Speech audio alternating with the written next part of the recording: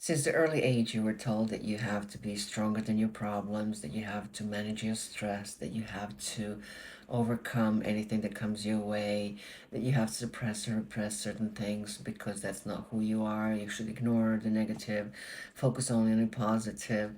But the fact is, whatever we're suppressing and repressing, whatever we're ignoring, whatever we're trying to avoid, is something that we give our own energy to. Simple as that.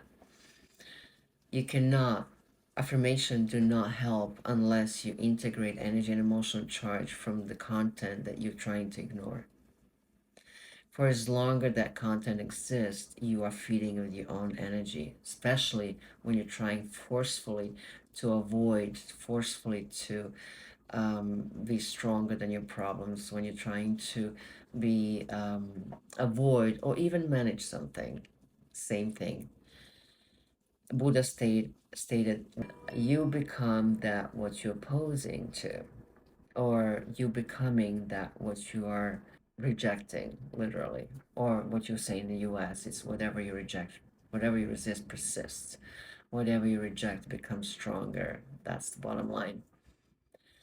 And the same thing is with the positive affirmations. Positive affirmations do not work unless you integrate energy and emotional charge from the actual negative content, because they're both, I always repeat, we express into duality.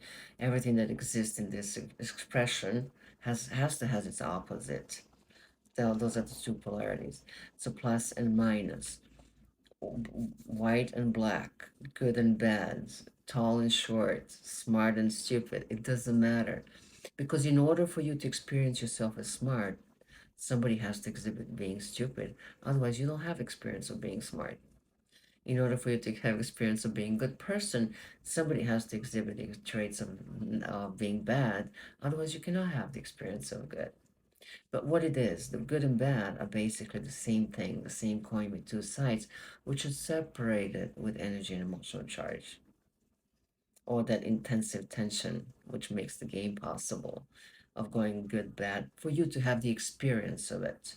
To make the long story short, most people who do the positive affirmations don't really work because they're doing it forcefully. It's